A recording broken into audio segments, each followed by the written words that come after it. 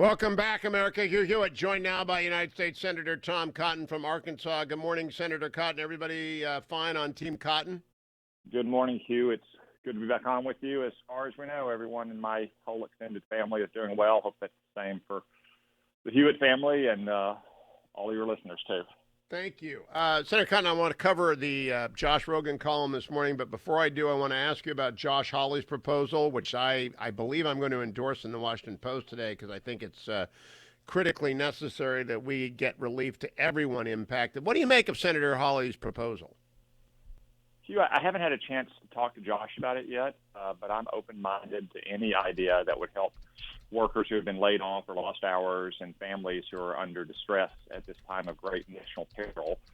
When we moved quickly with the CARES Act, the simplest way to do that was through the unemployment system and through the direct tax rebate system. But as we have time to move a bit more deliberately in the future, I'm open to examining Josh's proposal, something like what Germany does, which is designed to help companies keep workers employed at lower pay rates, and the government makes up the difference.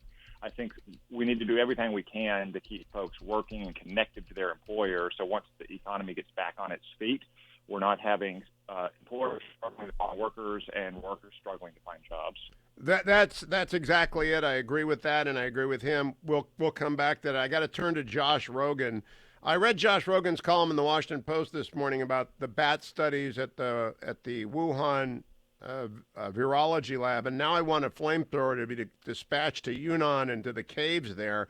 But the more important issue is, do you think the Chinese accidentally released this virus on the world as a consequence of these bits of evidence we're seeing? So to orient all your listeners, Hugh, Josh reports on the existence of cables from our embassy in China from 2018. More than 2 years ago, about alarming safety concerns at both the laboratories in Wuhan, specifically as it relates to the research into coronaviruses, which, as I've said, it can be perfectly legitimate and even needful, especially in that part of the world. But of course, when coronaviruses like the SARS coronavirus or like this coronavirus are so contagious and can be so deadly, the highest safety practices are needed. And apparently some of our personnel in the Chinese embassy, when they visited the labs in Wuhan, were alarmed at the shoddy safety practices. Now, as I've said, going back to early February, we don't know the origins of this virus. We do know the Chinese Communist Party lied about it originating in that so-called food or wet market. It's only responsible, especially in light of this reporting, that we examine the possibility it originated in those laboratories. Now, again, that doesn't mean that it's man-made or engineered or that it was a bioweapon. It could be something as simple as shoddy construction or operational practices or just poor practice among the employees there. Someone got infected and walked out, or they disposed of the animals on which they were experimenting in an unsafe way. The Chinese Communist Party owes it to the world to be upfront and transparent about what was happening in those labs so we can understand more about this virus if it in fact originated from those labs. Did you learn about the cables from the Rogin column? No comment, Hugh. All right. There are similar concerns about the nearby Wuhan Center for Disease Control and Prevention Lab, which is a biosecurity level 2 lab, which ought to be, according to these cables, which originated from our embassy, a level 4 lab.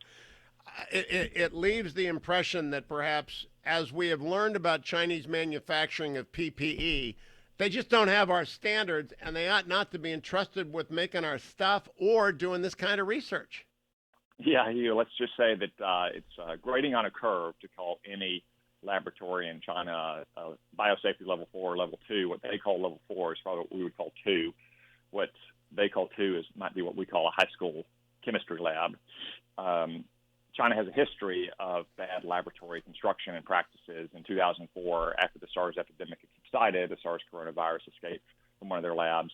These scientists at our embassy in Beijing obviously were worried about practices there going back as far as 2 years ago. And surely the Chinese officials knew about these concerns as well, yet they apparently did not do much to try to remedy them. And in fact, now they're engaged in a campaign to disappear anyone with any knowledge about what's happening in Wuhan or at these laboratories, or to suppress any kind of research or information about the origins of this virus. It's so obvious. I got to close quickly by playing for you cut number 11 from yesterday's press conference. Paula Reed and Anthony Fauci. Cut number 11. Are you doing this voluntarily, or did the president? No, I'm doing it. Everything I do is voluntarily. Please, don't even imply that. You know, Senator Cotton, the blue bubble is a hell of a drug. Every day the president has a press conference. Never does President Xi have a press conference. The general secretary of the Communist Party never comes out and talks to people. What is wrong with the blue bubble media?